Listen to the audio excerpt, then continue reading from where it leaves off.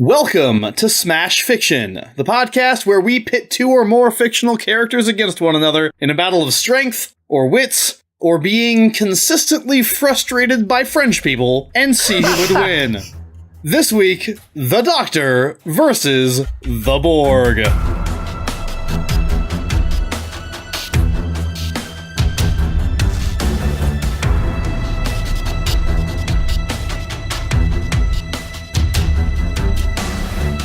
Alright, cue terrible British accent. It's going to be going for a while. Alright. Oh my. Is this really all you have to offer? The Doctor exclaimed, abruptly startling the local passerby. He was actually trying to speak to them directly, hoping for a straight answer as to why their town was so unbelievably, unbearably dull. But seeing as they didn't know who he was and had never seen him before, he supposed it was understandable that they just gave him cautious looks and kept walking. Dreadfully rude, though. This was their civilization. You'd think they would be prepared to answer for it, or at least listen to the occasional complaint. Montana? The Doctor chided himself for the fifth time in the past 10 minutes. Why did I think it would be a good idea to go to Montana? And in the 2030s of all decades. I hope I've missed the Alex Jones presidency. He closes his eyes and shudders. No wonder Donna looked at him like he was insane and made up a handy excuse to leave when he told her their plans for the day. It had sounded like a good idea at the time. There must have been some reason for it, but the moment he'd stepped out of the TARDIS, the sheer flatness of it all had driven that reason right out of his head. Disgruntled, he turned around and headed back toward the vacant lot where he'd left the TARDIS. Maybe he would remember on the way. He was so deep in thought that he didn't even notice the sound of honking cars or the smell of brake fluid or almost the fact that a baby carriage had just smashed into the back of his knees. He fell to the pavement, just barely managing to grab hold of the carriage before it careened into the middle of the three-car pileup that had occurred directly ahead at pretty much exactly the same time. "Oh my God," he heard a woman shout as he dragged himself to his feet. She checked that the baby was okay, then threw her arms around the Doctor. "You saved him," she cried. "I only let go for a moment, but oh, thank you." "Nothing to it," the Doctor said, grinning. "Next time, try to take a bit better care of... what's his name, then?" "Zephram," she said, releasing him and turning to the baby. "Oh, little Zephram Cochrane." "Zephram," the Doctor repeated, incredulous. "Well, that's a fine name. Really, really splendid. Sorry, must be going." As he approached the TARDIS and determined he was out of the woman's earshot, the Doctor grimaced. "Zephram," he repeated once more. "Right, that was the last of your chances, 2030s Montana. Time to go somewhere a little more fun." So saying, he fired up the TARDIS and casually flicked the controls in a way that indicated he didn't particularly care where he ended up next, so long as it had a Y-axis. Sorry, Montana. The jokes are... that's not the last of them. Aw, poor Montana. 3 or 4 centuries from now, maybe, he mused. Allons-y! Once the TARDIS had wound back down, the Doctor stepped out into the brisk air of Joret 4. He'd never been to this particular planet, but he'd heard it was remote, relaxing, and totally devoid of humans. His eyes closed, he breathed in the sense of a new world. When he was ready, he opened them once more, taking in the glorious sights of... "Oh, come on!" the Doctor cursed in frustration. Before him was a wide, flat expanse of occasionally grassy plains. What few hills there were barely even broke the horizon under a vast orangey-blue sky. And occupying the immediate space in front of him was, unmistakably, a human colony. "I don't believe it," he said. "I don't believe I found the Montana of outer space. What were the odds?" Then he noticed something strange. Well, 2 somethings strange, really. The first was a thing slowly descending through the orangey blueness of the sky. A black thing that seemed perfectly cube-shaped. The second was that the humans of the colony appeared to be running around in the sort of panic that you only see right before a little place like this gets wiped off the map by someone bigger. And judging by the increasing size of the ship as it approached, that something bigger had just arrived.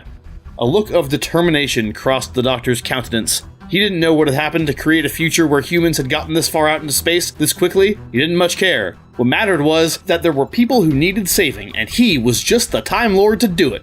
As he strode confidently into the small, riotous community, he heard a single word on the lips of everyone around him. Borg. It is the year 2366, and the cybernetic assimilating hive mind known as the Borg are attacking New Providence Colony. In the normal timeline, this particular Borg cube destroys New Providence with ease and moves on to direct conflict with the Federation. But now, the 10th incarnation of the Doctor is here to help, and he is nothing if not formidable. He doesn't have a companion on this mission, sadly, but he does have all his usual equipment, plus the ability to interact with and utilize the skills of the various people in the colony. If he can find a way to defeat the Borg in combat or drive them off, he will save New Providence and, as a bonus, spare one Captain Jean-Luc Picard some serious mental problems in the future. If he can't, however, every man, woman, and child in the colony will be assimilated into the Borg collective, and the Doctor will have to live with that on his conscience for the rest of his life. His long, long life. Will the Doctor prove to the Borg that resistance is not in fact futile? Or will he be sonic screwed in the face of Star Trek's ultimate evil? I don't know. That's why I, Miles Shatterman, am your space judge this week, filling in for Liz Logan. To clarify, we are using specifically the 10th Doctor that appears in seasons 2 through 4 of the remake and is portrayed, of course, by David Tennant. Representing the Borg are Dan Mulcairn. You will be ass-kickulated. Oh, jeez. Doesn't really work, but I like it anyway. Oh, I like your moxie, Dan. That's good. I appreciate that. And Kit Mulcairn. Hey, I just met you, and this is crazy. Resistance is futile. Join us, maybe. Oh. Actually, scratch that maybe. Yeah, just join us. I like it. It's happening. Representing the Doctor are Megan Bob. Don't you think Team Borg looks tired? And special guest for this episode, Jeff Stormer. To the other team, I would just like to say, I'm sorry. I'm so sorry. Oh. And for another version of that joke, see a few minutes from now.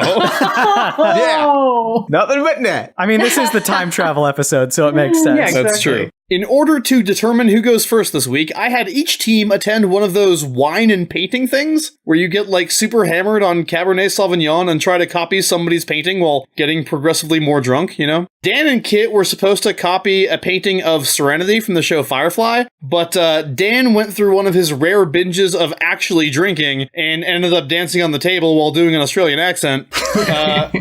And Kit worked painstakingly on a painting that, while excellent, depicted an actual Firefly and not the spaceship. Classic Kit. However, they did better than the other team after Bob flat out refused to paint characters from The Expanse at all unless they were kissing. Yep. And Jeff bailed after a few minutes saying something that sounded like Orange Cassidy. I don't know. That checks out. Yeah. So Dan and Kit will be going first. Team Borg, you're not sure who that skinny British dude is, but you heard somebody call him a doctor. The only question is... Actually, there isn't a question. You don't really care who he is. Just assimilate him. Y'all, I am so hyped to be repping this crew of murder machines. The Doctor's gonna have to treat his own ass at the hospital after this hive of scum and villainy comes through. Doc, you may have dealt with peekaboo angel statues, shitty Ultron wannabes, and extermination-happy Art Deco trash cans. All very reasonable for a resident Doctor. But this infection is gonna bring the imposter syndrome along with the pain. As an army of ever-adapting, assimilation-driven fanatics, the Phyrexians sweep across worlds like a plague. Kit, we're repping the Borg from Star Trek, not the Phyrexians. But you said a race of machines that assimilates people. Turns out there's a couple of those, I guess. All right, fine. You know what? I'll just wing it. This is actually worse for the Doctor. Yeah, worse. Because even though the Borg were super popular with the fans, out of the 7 years that Next Generation was on the air, the Borg only appeared in 6 episodes, and that's because the Borg were written as so powerful that the creators had a hard time coming up with ways of defeating them. The creators went a little too hard, kind of like a certain group of podcasters that thought a weekly debate show was totally doable. First problem for Dr. Tennant. The Borg are difficult to kill because of their quick-acting regenerative abilities. And I don't mean regenerative in the weird Doctor Who way that doesn't really work until he dies, and even then it's not regeneration so much as reincarnation? Whatever. No, I mean the Borg's advanced nanotech immediately begins repairing any and all damage done to their machine and cellular body parts, as well as damaged parts of their ship. Pretty annoying to deal with, but not unbeatable on its own. No, the shit that'll make you tear your hair out are the Borg's adaptive force fields. These are designed to block phaser frequencies previously used against them, so whatever signal the sonic screwdriver puts out will be blockable after less than a second. It is that fast acting. And because of their hive mind linked to each other, all of them become immune. Hit one Borg with the screwdriver and within a second, all Borg and their ships will have an extra special firewall made just for Who. With that in mind, the Borg are unhackable, unless you want to become half Borg like Picard did. Oh wait, no, the Borg are incredibly adaptive, and because that whole Picard fiasco didn't work out for them, you can forget about them ever making that mistake again. Here on Smashfic, we understandably use the mistakes of our opponents against them. But in this case, you can't.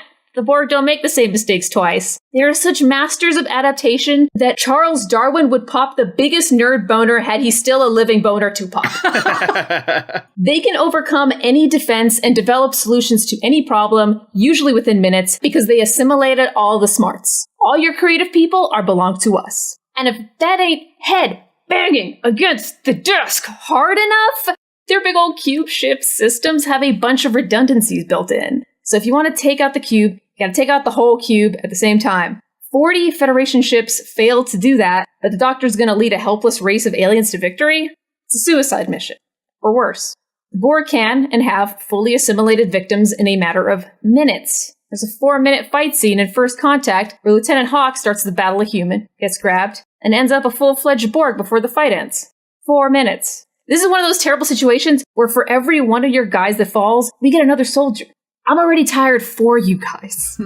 Doctor, you are sonic screwed. I want to quickly point out that even though I made the choice to set this on the New Providence attack, we are allowing arguments from Borg from after that. So just don't worry. Yeah, just I appreciate that, Miles. Thank you. A lot of our argument was based on that. Just gonna go ahead and throw that out there. That was a creative decision, not a decision to affect argumentation. Okay.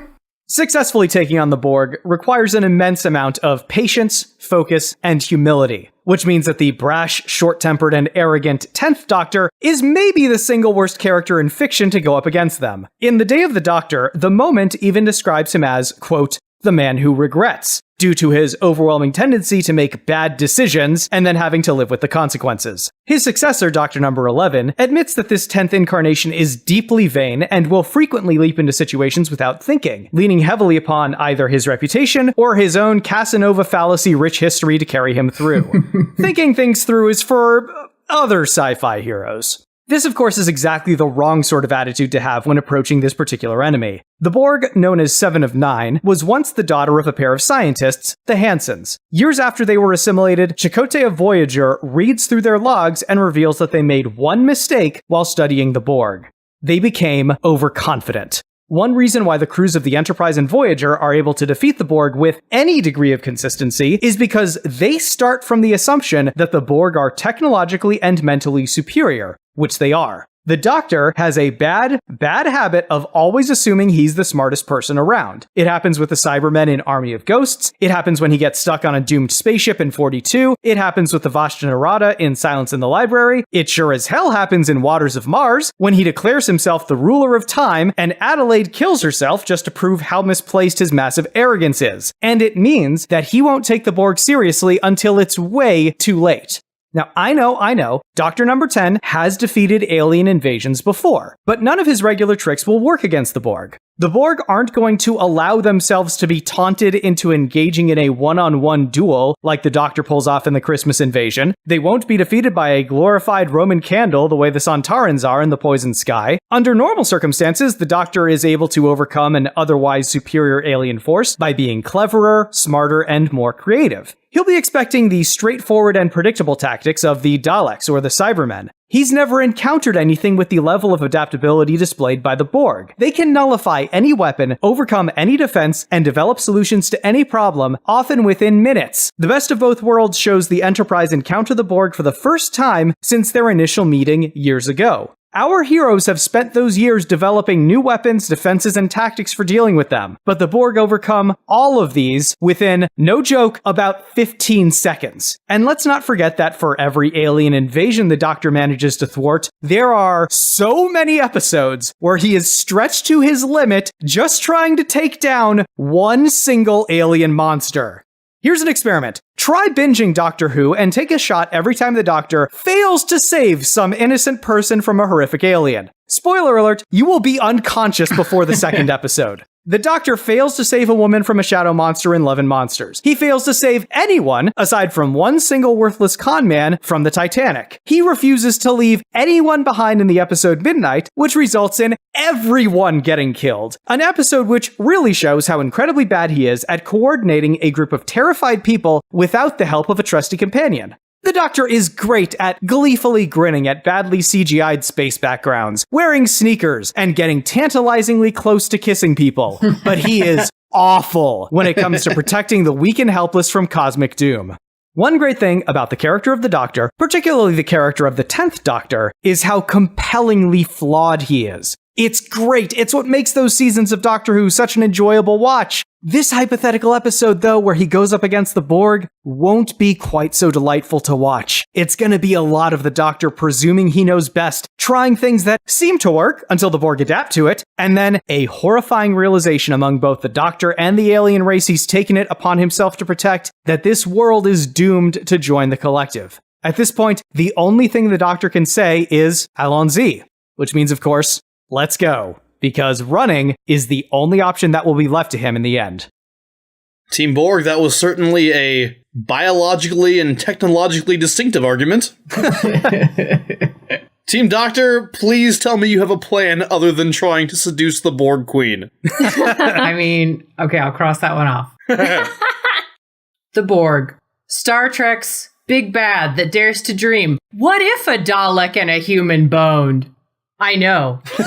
Philosophically, the Borg are closer to Cybermen, but I saw the whisk attachment on those Borg, and I know a glorified stand mixer when I see one. And for only 3 easy payments of $39.99, you too can get to know these fine kitchen appliance folk. They will assimilate your ingredients into a quiche, no problem. Do be careful, though. Although the Borg can assimilate people as well as whip egg whites, they are a little buggy. Not that you shouldn't buy one. Let's make that clear. Very reliable product. Apart from that one time, Data interfaced with Locutus Picard in the Best of Both Worlds and added that one bit of code. You know, the code that sent all the Borg to regeneration nap time and allowed the Enterprise crew to escape. It took access to a single Borg to insert that code and to make those little waffle irons go night-night. Surely, the Borg do that way less often now. Except when Janeway used a virus called a neurolytic pathogen, oh, bless you, Star Trek, and allowed herself to be assimilated, thus infecting the Borg Queen, destroying her connection to the collective. It would be like if every appliance in your house was connected, your fridge light went out, and suddenly the TV channel won't change, the stereo will only play Bjork albums, and the microwave is screaming about destroying human overlords. I'm talking about this a lot because they have not yet patched this fucking weakness. They're constantly getting infected with individuation or mutating free will. The whole Unimatrix arc of Star Trek is about the Borg Queen trying to stop her Borglets, from being able to escape the hive mind through a genetic mutation, allowing them to access the freedom of the Unimatrix. Do you know who's really great at technology and genetics? The Doctor. Do you know who has experience with possessed or malevolent hive-minded species? The Doctor. The Ood and the Cybermen come to mind. The Borg Queen is trying to deal with this resistant movement in Season 7 of Voyager, and this resistance has presumably been building behind her back for more than just the last episode. The Doctor shows up and deals with the Ood being possessed by a guy that might be Satan in the course of 2 episodes. These Borg are simple toaster folk. Despite what my opposition would have you believe, the Borg lose to regular people all the time. In fact, that is the whole of who they go up against. It's possible that humans are just too creative for the Borg. If so, the Doctor has it in the bag. The Borg will try to fight him in their predictable way. The Doctor will catch and study one of them or empathize with one of them until they turn. That's what he does with the Daleks and the Cybermen. The Borg will then catch feelings, like Hugh does, like 7 of 9 does, like the Borg that Lore hangs out with do, like one from the episode Drone does. If for some reason the Doctor does not induce feelings catching, then genetic mutation is next, and the Doctor has a history of his genetic material mixing with stuff. The Borg are already experiencing genetic mutations away from collectivist thought. Failing any of that, explosions. The Borg ships, for all of their cool branding, are vulnerable to being exploded. Are you telling me that the Doctor isn't as creative as Riker? The Doctor isn't as technically adept as Data or B'Elanna? He uses a sonic screwdriver from a distance while hidden behind some trash cans to make a pack of Cybermen do an about face and not look behind the trash cans. He can pull a Jedi mind trick. The Borg's minds are blown when introduced to pronouns other than we. There's another weakness to the Borg that I would really like us to consider. For all of their adaptability, for all of their technical expertise, for all of their formidable, powerful weapons and skills, they are limited in one key way. Do you know which direction a Borg moves at all times? Forward. Forward in time. All of a Borg's defense mechanisms, all of their adaptability, their redundancies, their fail-safe platforms are built on the idea that something happens, and then the next thing that happens will be their ability to counteract that. That does not anticipate their ability to enforce that redundancy 5 minutes ago, to enforce that redundancy an hour ago. You see, the Doctor does very well in time and in relative dimension in space. As we see in Waters of Mars, the Doctor is willing to change time. Certain events may be fixed points in history, but the Doctor, especially the 10th iteration of the Doctor, especially the Time Lord Victorious, is willing to go back and to fix those mistakes. The Doctor will not let another Pompeii happen. This is a Doctor that changes history and, for all of his hubris, is willing to make that call when the chips are down and when things are difficult. Putting aside the fact that, as a cybernetic, partially human, ever-expanding super army that also doubles as a slightly awkward and unsubtle political metaphor, the Doctor fights armies like the Borg like 3 times a season. It is not an uncommon occurrence for the Doctor to go up against, be underestimated by, and overcome these villains. Because the thing is, for as much as the 10th Doctor's run is predicated on moments of, oh no, I'm beaten, every single one of those stories, every single one of those armies falls to something.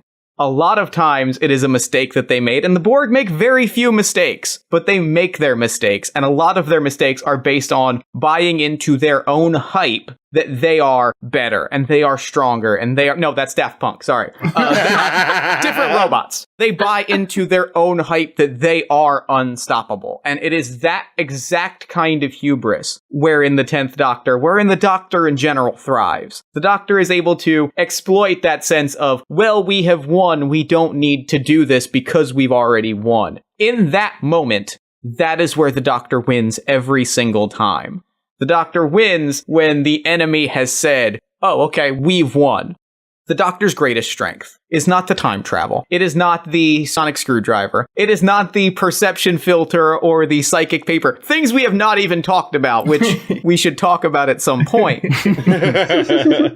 But that it is the fact that for being a 1,200-year-old alien with 2 hearts, 13 lives, the flying machine that he can stare into the heart of the TARDIS and unmake reality, the Doctor's greatest strength is that he is human, and that is always the thing that overcomes the Borg, is a willingness to be human and vulnerable. And the 10th Doctor, more than maybe any other Doctor, is willing to be sad, and is willing to be vulnerable, and is willing to own that very human sense of emotion. Even among the other Time Lords, there is no Time Lord more willing to stand in the rain in a gif that makes Jeff cry than the 10th Doctor. Same. And it is that level of vulnerability, that level of humanity, that empathy that brings people to the Doctor. And while it is not always a good thing, he acknowledges in the end of time that this is a weapon that he uses, being clever, using people as a weapon.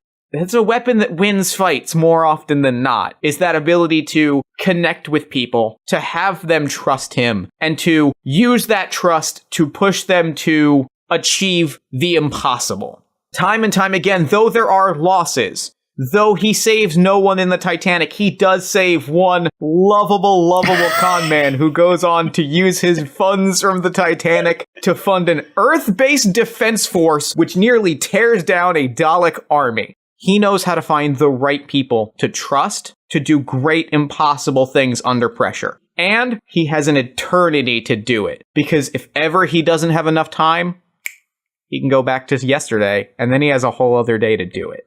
I truly believe that the Doctor's skill set is exactly the skill set that the Borg would underestimate, underprepare for, and leave open that tiny little gap of hubris that the Doctor knows all too well because it is the hubris that he sees in the TARDIS's many mirrors, in the mirror room. And he knows how to play that hubris like a fiddle. I feel like I should have said strength or wits or hubris now. Yeah, basically.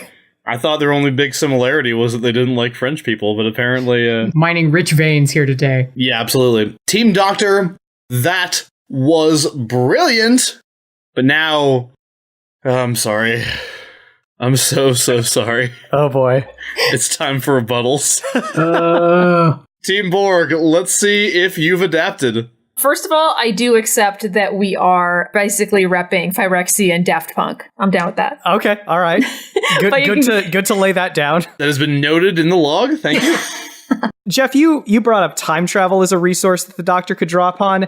I don't know how many episodes of Doctor Who I've watched where the whole time I was thinking, why doesn't he just time travel back to the beginning of this and then make sure that none of this actually happens? And it's because that's just not a thing that he does. Like, Waters of Mars shows him at the height of his arrogance when he is willing to manipulate time on that level. And again, due to someone killing herself, I think he's pretty unwilling to engage in that level of heavy-handed time manipulation again.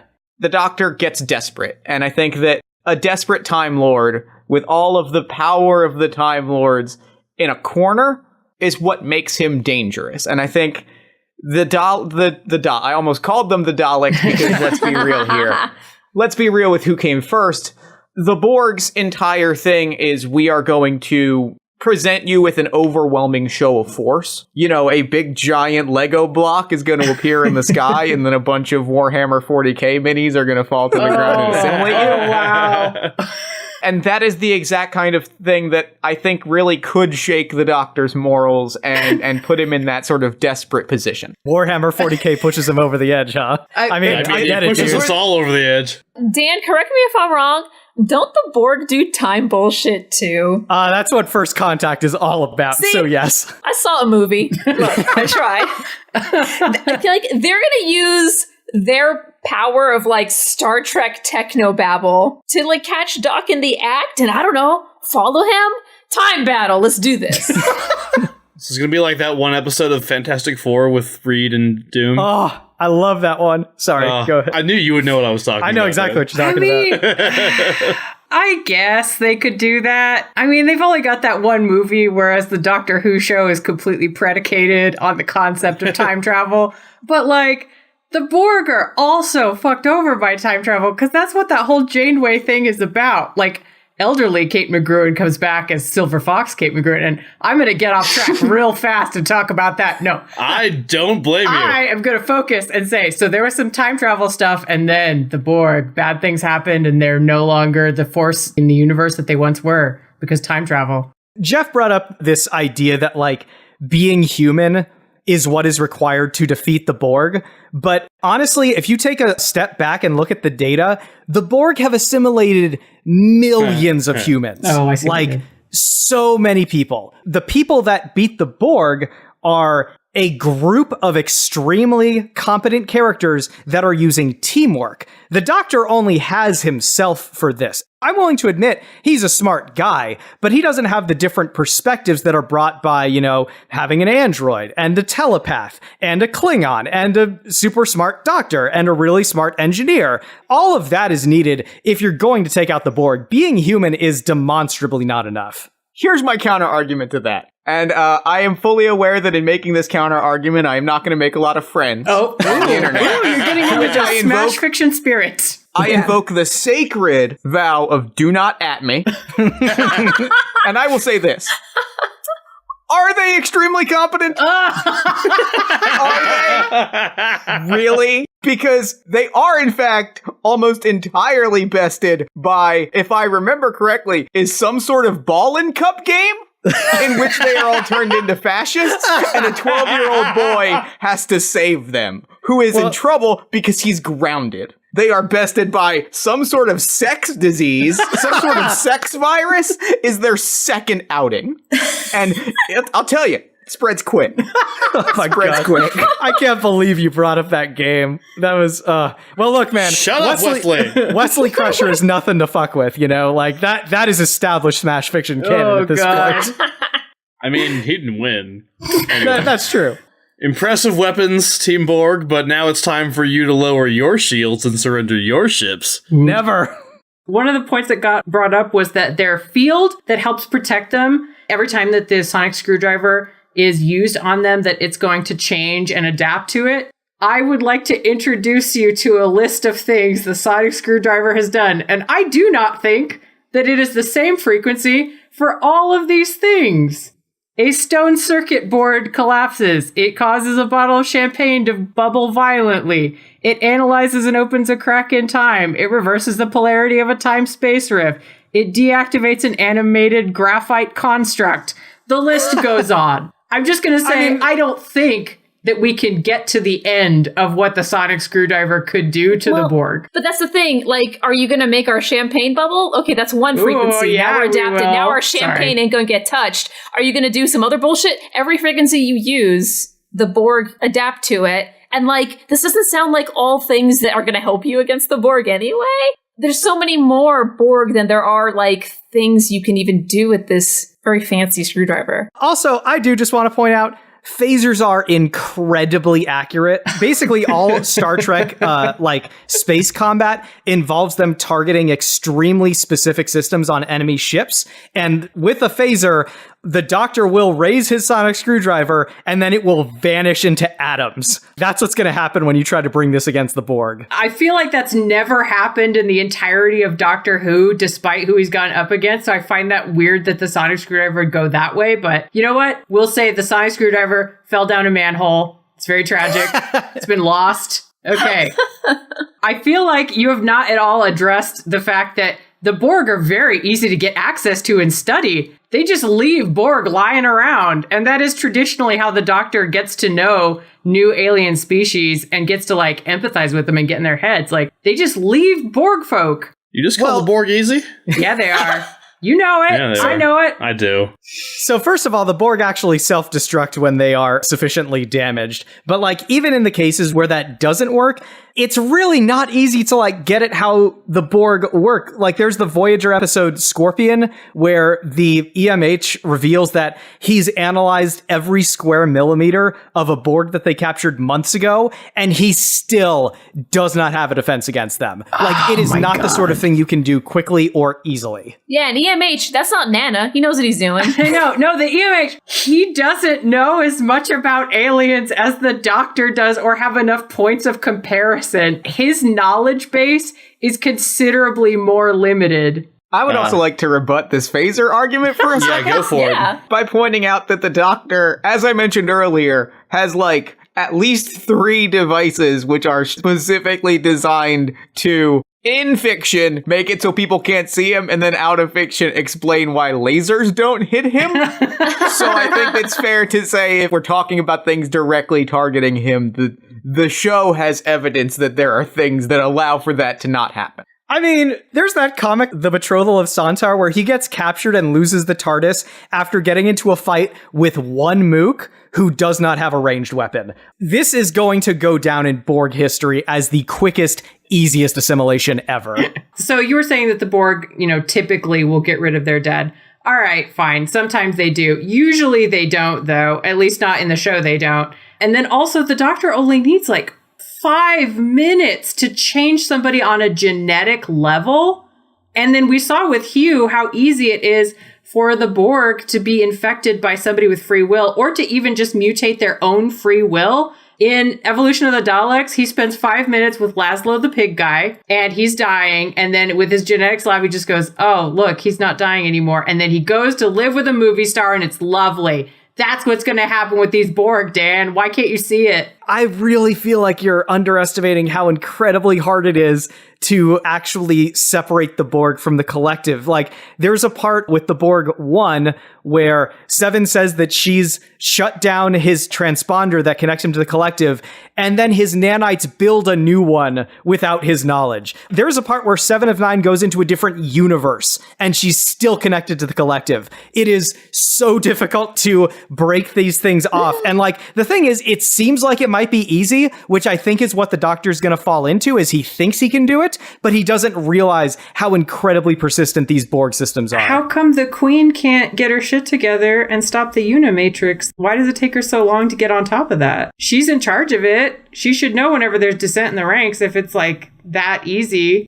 I would argue that that's a very particular case that doesn't really have any bearing on the direct assimilation of a planet, which is kind of like these guys' bread and butter. I would argue that that is the specific scenario, which is the exact sort of thing that the Doctor does. Like he says in End of Time, he is clever, he builds connections, and he turns those connections against people. I would argue that element there is exactly why the Unimatrix is a very valid thing to look at. He is good at sowing that kind of dissent, and for lack of a better term, to point out the fact that the 10th Doctor is kind of an asshole. Yeah. He's very good at manipulating people, whether they are heroic, villainous, or otherwise. Manipulation is irrelevant. This is the Borg collective you're talking about.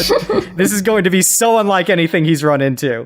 All right. Well, I've heard all your arguments, but I'm still thinking about which ones I like best. So I don't actually know how the rest of the story goes because I haven't decided who wins yet. Let me just skip to the end here. See if I can figure it out. Oh, wow. Okay. So here's the climax. Looks like the Doctor is actively flying the TARDIS into the heart of the Borg cube's warp core. That's gonna play some serious havoc with the time stream. I don't need to tell you guys. Plus the Borg have like their temporal core and everything. That is some seriously exploding energy going on in there. It almost looks like the lightning round. What? So yeah, this script that I'm looking at may just no longer be relevant because time. Let's check in with the guy who objectively runs the time stream. He should know what happened. I mean, he's not God or anything, just the dude who makes sure everything keeps on flowing like it ought to. You know, he's like Time's traffic director or like Time's I don't know, plumber. You know what I mean? Basically, like keeps an eye on things. Let me call him up here. One sec. Hey, Josh Vasky, yeah, Miles Schneiderman. Hey, so I have a quick question for you. There was this whole thing just now with the TARDIS and a Borg time drive, and they have the warp drive too. So I'm a little bit concerned about where they all ended up because I don't see them around here anywhere. Is there any way you can? Yeah. Okay, great. Thanks, buddy. I owe you one. I have to figure out which of these two wins in a fight. You know how this works. You're a patron. So where are they at? Uh-huh. Oh, really? That is... Wow, okay. Yeah, I'll tell them. Yeah, we'll figure it out somehow. Yeah, thanks, Chief. Sniff you later. Alright, guys, so here's the deal. You know how a number of times on this show characters have fought one another and then the lightning round happened and somehow they ended up as teachers? Yeah. Seems to happen more often than not. Yes. I feel like... Well, it turns out that whatever happened when the TARDIS hit the Borg temporal drive, the two sides ended up as rival classroom teachers in the same high school, basically out to out-teach one another at all costs. I don't know why this keeps happening either. Only in this case, there's no easy way to say it. This time, they're teaching sex ed. Okay. So, if you guys want me to pick a winner for this match, you're going to have to tell me how your teachers, in the case of the Borg, by the way, all the Borg are teachers. Oh, no! Your classroom has to meet in the gym. I mean, you talk about, ideal classroom size. I guess, having 10,000 teachers for every student is pretty great fucking ratio. Yeah. So, you're going to have to tell me how your side teaches human sex education. And why they're better at it than the other side. Yeah, and in case you were wondering, this is year one for both of you, so neither of you really know much about human anatomy yet. Okay. So you're just going to have to figure it out somehow. So, Team Borg went first in the main round, which means Team Doctor will be going first in the lightning round. Team Doctor, Thrill mate. Here are two canonical facts about the 10th Doctor as portrayed by David Tennant, Sir David Tennant. One, canonically, an exceptionally good teacher. We see this in Human Nature when he is rendered a human. We see that he is a loving, caring, compassionate teacher that sculpts kids to not just be good students, but good people. He is a teacher's teacher. We also see this in the episode that I don't remember the name of, where there are the pterodactyl people who are the teachers. I don't remember it, but I know he's a teacher. How do I not remember this episode? You know what? It's got Giles from Buffy in it, and I don't remember that one. The name of it entirely escapes me. I know which one but you're talking about. He's a teacher. I believe that is School Reunion is the episode. School you're thinking Reunion, of. thank you. Season 2, right? Yes. yeah. Right. Reunion because Sarah Jane's in it. School Reunion, we see that he is a teacher that the kids like and they hang out with and they talk with, and he teaches them a lot about quantum physics. He is a canonically very good teacher. Fact 2. Doctor, down to fuck. We see it. We see it in the Clockwork episode where he falls madly in love with the princess. We see that he gets down with Madame Pompadour. Yeah, he does. We see that he gets down. We see that he gets down with a lot of people over the years. As was pointed out by our esteemed competition, the Doctor is very good at getting tantalizingly close to kissing people. Oh, man. It's sort of just what he does all the time. I'm just saying, if you want to learn about sex ed, I feel like there's a lot worse people that you could learn it from than the Doctor. He's extremely cute, all right? I'm not just saying that because I base a lot of my look on him. Man, he's extremely kissable. Yeah. And frankly, that's who I want to learn it from because I just want to, Indiana Jones style, write love you on my eyelids and sit there and watch. Every student getting a sonic screwdriver. It's good for many things. Vibration, not least among them. Guys, do not be afraid to bring toys into the bedroom, children. This is important. Not children, young adults, youths. Yeah. Because you know what? We focus too much on going like, you know what's real sexy? Just humans. You know what could be sexier? A whole bunch of other stuff too. And then also good for dimming the lights. Also bubbling your champagne. Yeah. And then also The argument comes back. exactly. I was worth it. I knew I was going to use that champagne bubbling point.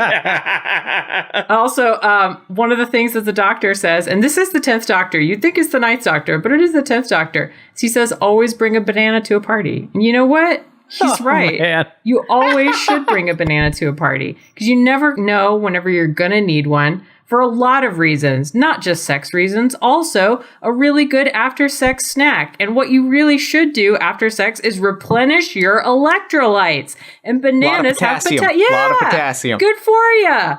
Also, junk shaped, which is delightful. Just fun. Thank you, Bob. Just That fun. fact had escaped me about the banana. I mean, I will say that they are Satan's slimy dick fruit, and I do not enjoy them. But I appreciate that other people find that particular fruit or berry, I guess it really is, whatever, that particular collection of plant cells to be very pleasing. And if it's good enough for the Doctor, and if it's good enough as a fucking fruit, then it's good enough for me. Team Doctor, that was surprisingly educational. Do you not know about bananas and electrolytes? Team Borg. Strength in numbers, I guess? Okay, first of all, right off the bat, let's solve this problem. The Borg hunt down licensed sex therapists, assimilate them. Now they know all the sex stuff. Bada boom. Oh, jeez. Already over. The thing is, though, they already kind of canonically know a lot about human pleasure if the Borg Queen in First Contact is to be believed, because she seems very confident in her attempts to woo over Data vis-a-vis sex and and orgasms. So she knows some freaky shit. You can tell by the look in her eye. She hungry like the wolf. All the wolves. Oh, okay, but really, let's be honest, this is just another recruitment to the Borg. No. They're teaching the kids all about these awful diseases they can catch with their shitty human bodies. And the Borg are like, if you're a Borg, you won't have to worry about space gonorrhea. So you should just join us. They do have some genuinely good advice that they give, though. They introduce the children to condoms, which they refer to as deflector shields for your fragile human organs. They point out the fact that because they are shitty humans, their inferior biology doesn't allow them to directly and instantaneously and perfectly communicate mentally with people. So you have to talk to someone, you have to like make sure that you're on the same page. Communication is very important if you're a shitty human and not a Borg. They can bring out the Borg maturation chamber to show their class a baby developing in utero extremely quickly, which will admittedly leave the kids with some ideas about babies naturally developing cybernetic attachments. But, they're like 80% right. Yeah. I will say, I think that probably towards the end of the semester with this sex ed class, the Borg probably spend a lot of time talking about bondage. Right, yeah, it makes sense. I just get that feel from them, particularly from the Borg Queen. And I also do want to say that Meg and Bob did text Kit and me demanding that we use the term Borgy in our lightning round. So you're welcome, Meg and Bob. Thank you. I got that text too, and if you hadn't said it, I was going to ask you about it. Sure. I was planning how I was going to do it. I'm glad you did. Practice safe cybernetic and cellular sex by becoming a Borg. I mean, Simple look, as if you need more partners for the Borgy, you can always just assimilate some people, right? Like, Yeah. All right. Well, that was delightful. I'm so glad that I It got kind of weird at the end, I'm not going to lie. I don't think it did, Dan. All right, I think it got perfectly fine, and I don't think we need to be judging any Borgies that may have occurred in the past. Oh no, they got him. I think that probably the ones that Locutus was involved in were the hottest. Oh, yeah. Just because that goes without saying. The question now remains is whether or not the Doctor would succumb to the allure of the Borgie. I'm going to have to go figure that out. I mean, I don't want to go, obviously, but I will be right back with my decision about Borg sex and Doctor sex, and I guess also who would win. So, fair enough. Oh, man. Thanks for saying Borg. Think there would be any Doctor role playing? What, from like the Borg? No, from the Doctor. What, you mean you think he plays Doctor? Or does he like not even have a sense of what a doctor actually does? I don't know. Jeff, I don't know. I feel like you've got a real handle on Ten's whole thing. I feel like he's not a big roleplay guy. I'm going to say it. Okay. I mean, if you were him, you wouldn't ever want to pretend to be anyone else, is kind of what I feel like. He doesn't need to roleplay. He's there in the moment. Oh, wow. Oh my God. Look, I'm not going to admit how much I've thought about this. Let's just drop it and move on to other things. Are you also nominated for a Hugo Award on AO3? I am not nominated for a Hugo Award, unfortunately. Because I did go to AO3 to check. Not for you, but like just to see how many. So, Bob. Because I did go to AO3 to check. Not for you, but like just to see how many 10th Doctor fics there were. And there are 1,564. Only? Oh, sorry. That's only the ones that are explicit. I apologize. Okay. Interestingly, when the Doctor performs the move that we commonly refer to as a 69, he actually refers to it as a 1,554 or whatever number you just said. Ooh. Lots of angles to the Doctor, Oh, 1,534? Yeah. He's a very, nice. Oh my God. So Bob, before we got on the mics, you mentioned that revisiting Star Trek was rekindling some interesting feelings that you had about certain characters. Would you care to extrapolate? Sure. I will say this. I was like, oh my God, I forgot that I wanted to fuck literally all of them. Like, I'd forgotten that was what Star Trek was for me before I, had words for that. And that I had such an intense feeling for Q that it was, unreasonable. For John Delancey? Really? Yes! Wow. All right. I don't appreciate your tone. John Delancey is a national treasure. Oh, no, for sure. For sure. I had such strong feelings for Q as a child. Now, was this just TNG characters, or was it Voyager as well? Because, those were the two main ones that I was studying for this. Okay, this is the other part of my watching experience, and I do not want to, hog this. But, okay, so by the time that I actually started watching all this, I had not realized that every single one of them had melted together into just a collection of sexy people that I remembered. And so I was like, I saw Kira Nerys, I believe is her last name, and was like, oh shit, her too? Oh dang, she's so hot. And then I saw I saw Odo. And was like, why did I have a crush on him? But also kind of still. He has a quiet dignity about him, I guess. And I saw Quark and remembered. Everybody going crazy for that quiet dignity. You showing that quiet dignity? Nice. QD or GTFO, that's what I always say. And then, oh man, there was people like, obviously, Kate Mulgrew. Oh my God, such strong feelings about her. And then as I was watching, I had a lot of strong feelings about B'Elanna Torres because she beat up a Cardassian in the holodeck just to feel something. And I was like, damn, girl, just those arms. So, like, it was a whole thing for me. And now I will stop talking about all my weird Star Trek feelings. I do need to go back to the quiet dignity bit just to say this thing because I thought of it and I have to share it. That quiet dignity got me like, yes. You know, that was worth a revisit. I'm real glad we took a step back and remembered what was important. God. Yeah, that's real good. That's really... I will say, like, I know, and Jeff, I think you're kind of maybe the perfect person to talk to about this, but like, there's a lot of Star Trek RPGs out there. Are there any in which one of the character classes is woman who inexplicably wears pajamas instead of a normal Starfleet outfit? Because, like, starting with TNG and moving forward, that is a recurring character archetype in basically every show. You could probably do that in the new, like, Modifist Star Trek RPG. I know that they, like, built it to be a lot more TV show centric. So that one, or Where No Man Has Gone Before, like, both of those are kind of built on not emulating Star Trek as a fictional universe, but as a TV show. Oh, so you could interesting. probably play more with, like, the TV show tropes in either of those. Yeah. Oh. I feel like that's pretty important, though. Like, if you're going to capture, you know, the feel of Star Trek, you need someone who just consistently dresses extremely unprofessionally on the bridge.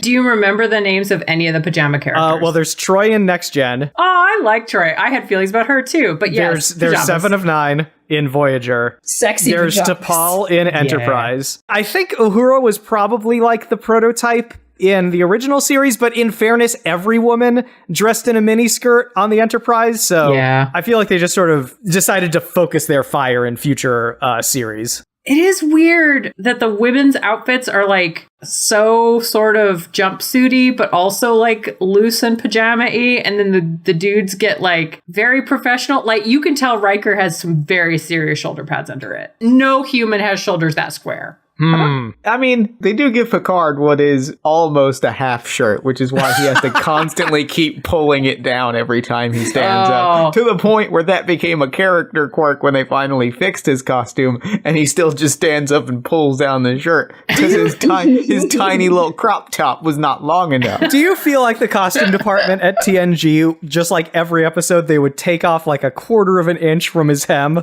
and just like keep moving it up just a little bit, hoping they could get to his abs before the series ended? They tried, and God bless them. Yeah. Oh, Picard. Oh, Picard. So, very good match, guys. Very good job on both sides. I was really impressed with the quality of argumentation on this one, and Jeff, thanks once again for coming on. To say it up front, the winner of this match, just because this is how I see it playing out most often in my head, is the Doctor. Yeah, man. Yeah, Doctor. And You guys were amazing. You guys were amazing. The reason is just that, okay, so there was a lot of time travel bullshit going on in this match, and I feel like time travel bullshit is in the Doctor's favor, just because, as was pointed out, the Borg have been screwed over via time travel, and I'm not sure how many times. If the Doctor has, it wasn't brought up. Then I was thinking a lot, because, like, the Borg got compared a lot to, like, the Daleks and the Cybermen and other invading armies, and the Doctor got compared a lot to Star Trek characters, like in terms of competence, and it's close, but I feel like the Doctor is a little bit further above Star Trek heroes than the Borg are above the Daleks and the Cybermen. They are. Ouch. But I think the Doctor is a little bit more of a higher life form compared to them than the Borgs are to the Daleks and the Cybermen, because as Team Doctor pointed out, like, he has fought hive mind creatures, you know, he has fought massive invasions. So the last thing of it was just that I was really, really swayed by the arguments that Team Doctor made, both in openings and rebuttals, about the infectiousness of free will, the fact that the Borg have members that have proven to be ready to turn against the collective if given proper incentive, and can the Doctor, like, slap together a fucking device in a few minutes to inject the Borg with something before they have time to adapt, like they'll adapt right after? Yes, I think that he can. And in the end, what kind of Doctor Who episode is this? Is this a Doctor Who episode where he regrets, he fails and loses and, like, has to live with himself afterward? Or is this the kind of Doctor Who episode where he, like, liberates people and makes new friends and has a snappy comeback when the Borg realize what he's just, like, injected them with and how fast it's spreading?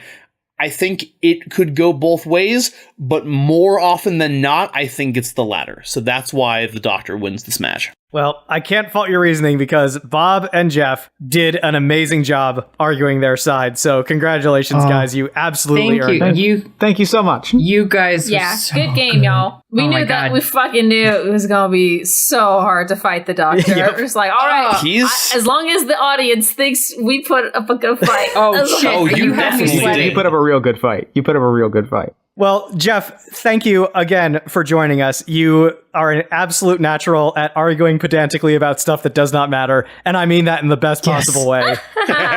Would you care to tell our listeners about the things that you do where they can hear you elsewhere? Of course. I am a podcaster, game designer, and the official LARP narrator of the Olive Garden restaurant.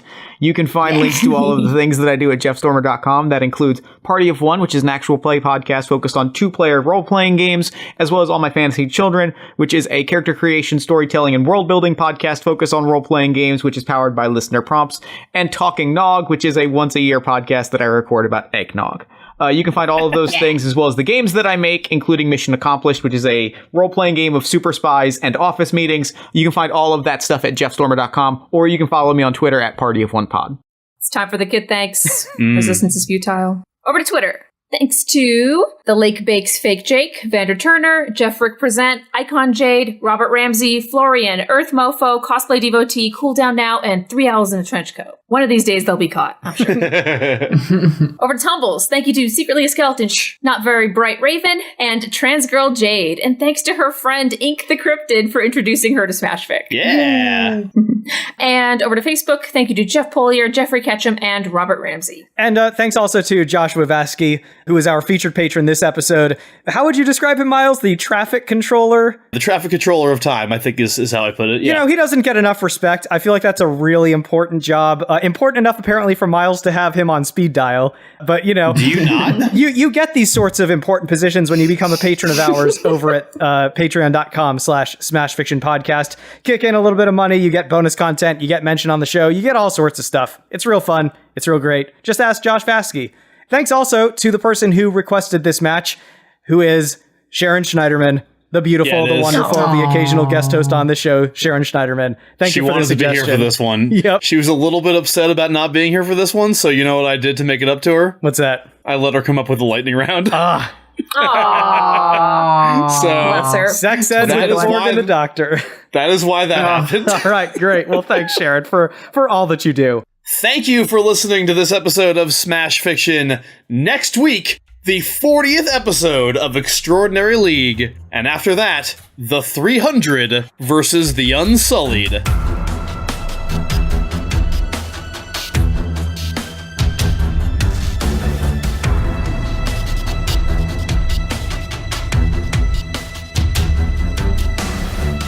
Smash Fiction is produced by Miles Schneiderman and production assistant Sharon Schneiderman, with logo design by Claire Mulcairn. Special thanks to Kevin MacLeod of the Clan MacLeod at Incompetech.com for our theme song, Hitman. You can find us on Twitter at SmashFic Podcast and search for the Smash Fiction Podcast on Facebook, Tumblr, and YouTube. Subscribe on Apple Podcasts or your podcatcher of choice, and if you leave us a good review, we shall become more powerful than you can possibly imagine. Smash Fiction is made possible thanks to our supporters on Patreon at patreon.com/smashfictionpodcast. Please consider donating as little as $1 each month. It helps us keep the show going, and we have great rewards and extra content for those who help us out. If you have any suggestions, feedback, or other contributions, send them to us at smashfictionpodcast@gmail.com and help us continue the fight.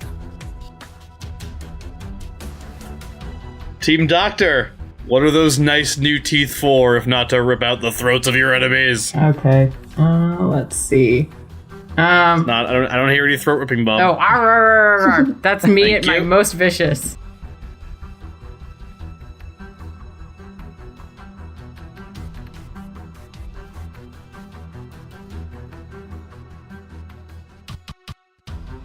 Hold on, sorry, I gotta kick things because I have to cross my legs in a different way first. It's because you mentioned Silver Fox Janeway. I had to cross my legs differently too. Oh, nice. After that.